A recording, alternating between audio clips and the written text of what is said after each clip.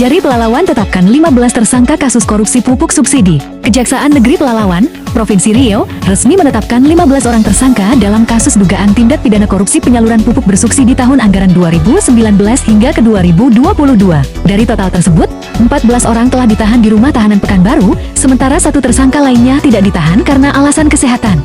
Kasus ini menimbulkan kerugian negara mencapai lebih dari 34 miliar rupiah dan disebut sebagai salah satu perkara korupsi pupuk subsidi terbesar di Provinsi Riau.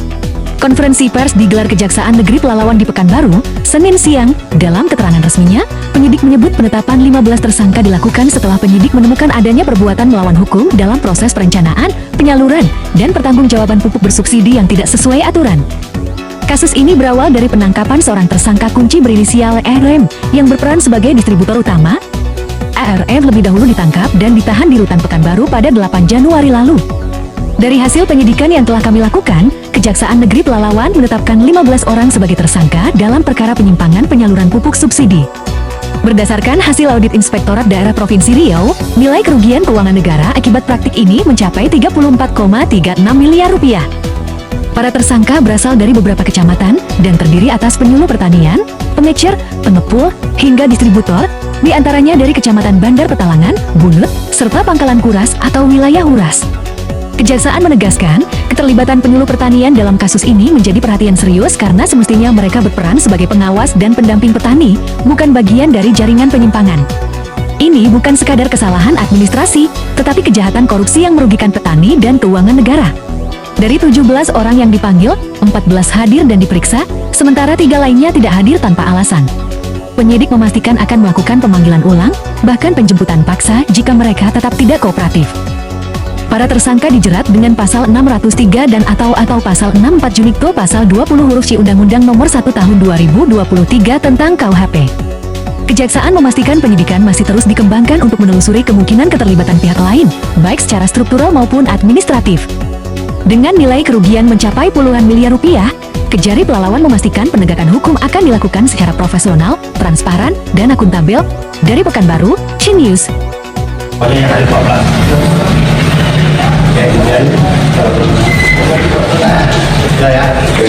Assalamualaikum warahmatullahi wabarakatuh. Terima kasih rekan media yang telah lama menunggu kegiatan kami pada hari ini. Mungkin ini sudah lama yang ditunggu oleh media, bahwasanya hari ini kami menetapkan 14 orang tersangka kasus penyelewengan subsidi pupuk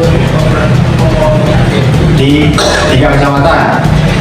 Untuk rekan-rekan ketahui bahwasanya tanggal 8 Januari kemarin kami menangkap salah satunya dan telah kita tahan di Rutan Pekanbaru. Mohon maaf kami tidak konferensi pers pada saat itu karena takutnya yang kita panggil tidak datang. Nah, dari 14 orang yang kita tetapkan tersangka pada hari ini, 13 kita tahan di Pekanbaru, di Rutan Pekanbaru, dan 1 orang tidak kita tahan karena tidak memungkinkan kesehatannya untuk ditahan. Jadi sekarang udah kita tetapkan 15 orang tersangka dan 14 orang insya Allah semoga tidak ada halangannya sampai ke Rutan Pekanbaru. Oke? Ini dia dan peranan masing-masing dan kerjaannya apa?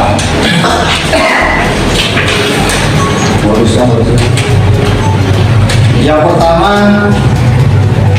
kita ngambil di Kecamatan Bandar Petalangan. Inisial Y, ya, jabatannya penyuluh. Kemudian inisial ZE, jabatannya penyuluh. Kemudian inisial AS, pengecer, EW, pengecer, JH, pengecer. Kemudian untuk Bunut, inisial SS, pengecer, M, pengecer, BM, penyuluh, AM, penyuluh, A, pengecer. Kemudian untuk Kuras, ERF, pengecer sekaligus ini sebagai distributor, yang ini yang telah kita ciduk tanggal 8 Januari kemarin di Pekanbaru. Kemudian SB penyuluh, YA pengecer, PS pengecer. Nah, PS ini tidak kita tahan. Itu yang saya bilang kesehatannya tidak memungkinkan untuk ditahan. Lalu S sebagai pengecer. Jadi udah 15 tersangka, 1 tidak kita tahan karena kesehatannya tidak memungkinkan untuk sementara ditahan. Yang tidak ditahan berapa persen? Berapa umurnya yang tidak ditahan ini? Yang tidak ditahan lebih kurang berapa persen? Sekitar 63. Riwayat penyakitnya hasil pemeriksaan apa kira-kira? Itu nanti dokter yang menjelaskan. Makanya kita tidak tahan. Ya. Ada lagi? Ada kemungkinan penambahan tersangka lainnya. Kita lihat hasil pemeriksaan dan penyidikan lebih lanjut. Ketika kita memperoleh 2 alat bukti, insya Allah akan kita tetapkan. Untuk yang tersangka, modusnya bagaimana sebenarnya? Penyalahgunaan subsidi pupuk. Nah, nanti untuk jelasnya nanti kita tidak bisa kita sebutkan di sini. Ya, ini kita masih kita dalami. Ya. Mohon izin Pak, untuk hari ini sebenarnya berapa yang diundang atau yang dipanggil Pak? Yang kita panggil 17, yang hadir 14.